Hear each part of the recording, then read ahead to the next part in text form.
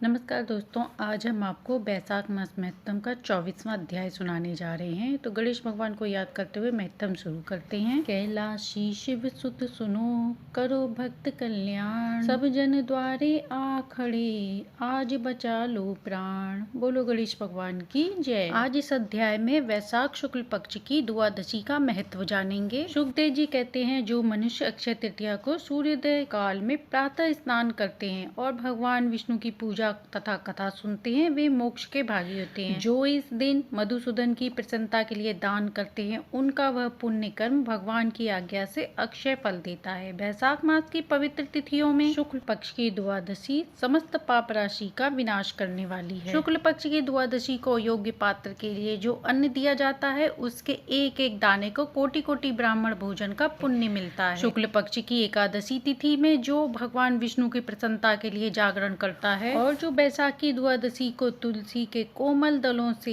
भगवान विष्णु की पूजा करता है, वह समूचे कुल का उद्धार करके वैकुंठ लोक को प्राप्त होता है। जो मनुष्य त्रयोदशी तिथि को दूध, दही, शक्कर, घी और दूध, शुद्ध मधु, इन 5 द्रव्यों से भगवान विष्णु की प्रसन्नता के लिए उनकी पूजा करता है तथा जो पंचामृत से भक्ति पूर्वक श्री हरि को स्नान कराता है, वह संपूर्ण कुलों को उद्धार करके भगवान विष्णु के लोक में प्रतिष्ठित होता है। जो सायंकाल में भगवान विष्णु की प्रसन्नता के लिए शरबत देता है, वह अपने पुराने पापों को शीघ्र ही त्याग देता है। वैशाख शुक्ल द्वादशी में मनुष्य जो कुछ भी पुण्य करता है, अक्षय फल देने वाला होता है। जो फल गंगा पर ग्रहण के समय सहस्त्र गोदान करने से मिलता है, वही वैशाख मास में द्वादशी के दिन योग्य ब्राह्मण को अर्पण करने से होता है। जो शुक्ल पक्ष की द्वादशी के दिन एक चुटकी अन्न भी ब्राह्मण को देता है, उसे कोटि ब्राह्मण को भोजन कराने का फल प्राप्त होता है। जो मधु सहित तिल के पात्र का दान द्वादशी के दिन करता है, वह संपूर्ण बंधों से छूटकर विष्णु लोक को जाता है। शुक्ल पक्ष की एकादशी के जो दिन रात्रि जागरण करता है, वह जीते जी ही मुक्ति पाता है, उससे भगवान भी प्रसन्न रहते हैं। इस विषय में एक प्राचीन इतिहास सुनाता हूँ, ध्यान पूर्वक सुनो। प्राचीन काल में कश्मीर देश में देवव्रत नाम के एक ब्राह्मण थे। उनकी सुंदर रूपवती एक कन्या थी, जो मालिनी के नाम से विख्यात। ब्राह्मण ने उसका विवाह एक शक्तिशील नामक ब्राह्मण से करवा दिया। मालिनी कुमार पर चलने वाली स्त्री थी। वह पर पुरुषों से गुप्त संबंध रखने वाली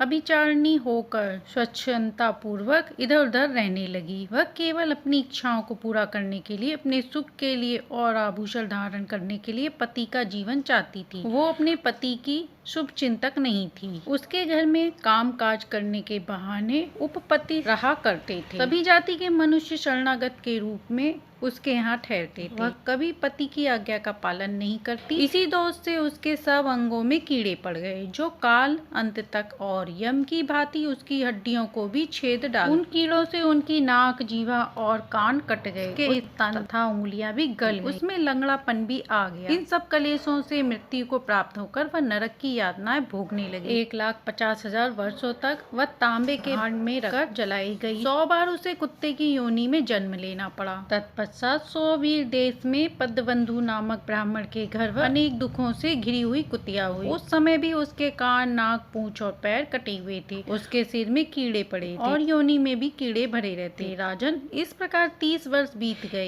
एक दिन वैशाख मास की शुक्ल पक्ष की द्वादशी तिथि को पद्मबंधु का पुत्र नदी में स्नान करके पवित्र भीगे वस्त्र से घर आया। उसने तुलसी की वेदी के पास जाकर अपने पैर, दैव योग से वह कुतिया वेदी के नीचे सोई हुई। सूर्योदय से पहले का समय था। ब्राह्मण कुमार के चरणोदक से वह नहा गई और तत्काल उसके सारे पाप नष्ट हो गए। फिर उसी क्षण उसे अपने पूर्व जन्म का स्मरण हो गया। पहले के कर्मों की याद आने पर वह कुतिया तपस्वी के पास जाकर दीनता पूर्वक पुकारने लगी, हे मुनि, आप हमारी रक्षा करें। आपने पद्मबंधु मुनि के पुत्र को अपने पूर्व जन्म के बुरे आचरण का पूरा वृतांत सुनाया और कहा, कोई भी दूसरी युक्ति पति के ऊपर वशीकरण का प्रयोग करती है, वह दुराचारणी मेरी ही तरह तांबे के पात्र में पकाई जाती है। पति स्वामी है, पति गुरु है और पति उत्तम देवता है। साध्वी स्त्री पति का अपराध करके कैसे सुख पा सकती है? पति का तिरस्कार करने वाली स्त्री सैकड़ों बार पशु योनि में और अरब बार कीड़े की योनि में जन्म लेती है। इसलिए स्त्रियों को सदैव अपनी आज्ञा का पालन करना चाहिए। ब्राह्मण, आज मैं आपके सम्मुख आई हूँ। यदि आप मेरा उद्धार नहीं करोगे तो मुझे पुनः इसी यातनापूर्ण घृत योनि में आना पड़ेगा। हे विप्रवर, मुझ पापचारिणी को वैशाख पक्ष में अपना पुण्य प्रदान करके उबारिए। आपने जो पुण्य की वृद्धि करने वाली द्वादशी की है, उसमें स्नान, दान और अन्न भोजन कराने से जो पुण्य हुआ है, उससे मुझ दुराचारिणी का भी उद्धार हो जाएगा। हे महाभाग, दुखिया के प्रति दया कीजिए।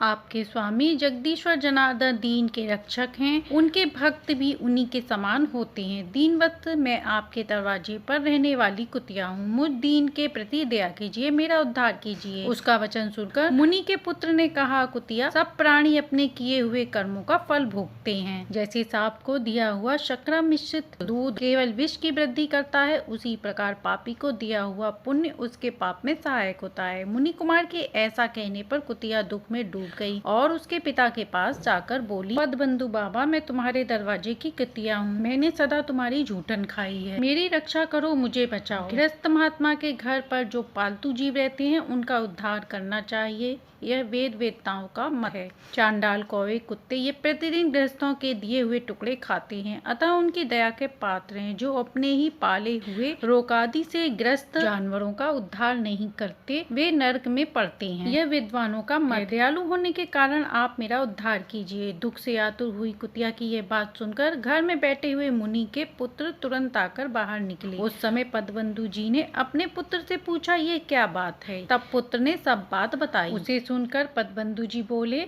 बेटा, तुमने कुतिया से ऐसे वचन क्यों कहे? साधु पुरुषों के मुंह से ऐसी बात नहीं करनी।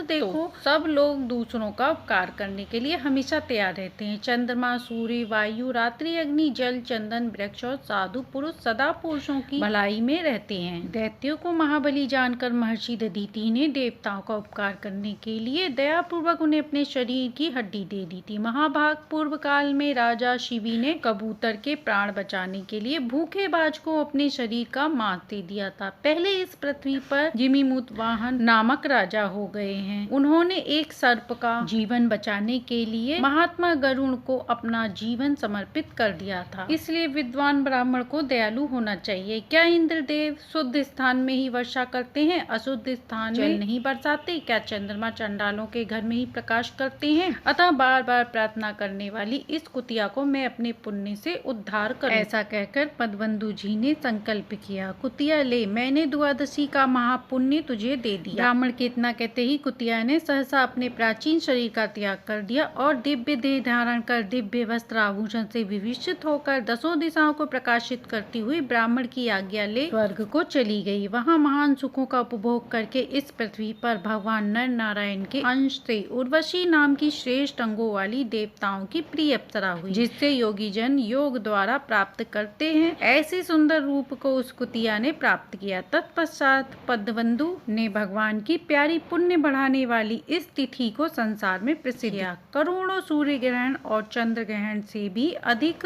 पुण्य देने वाली और सब यज्ञों से अधिक ऐसी तिथि उस ब्राह्मण ने तीनों लोकों में सिद्ध कर दी। इस प्रकार वैशाख मास महत्तम 24वां अध्याय पूर्ण हुआ। वैशाख मास की शुक्ल पक्ष की द्वादशी के दिन इस पाठ का श्रवण करने से विष्णु भगवान की अत्यंत विशेष कृपा प्राप्त होती है, सभी पापों से मुक्ति मिलती है। भगवान में प्रीति बढ़ाने वाला महत्तम अच्छा लगा हो तो लाइक एंड सब्सक्राइब करें।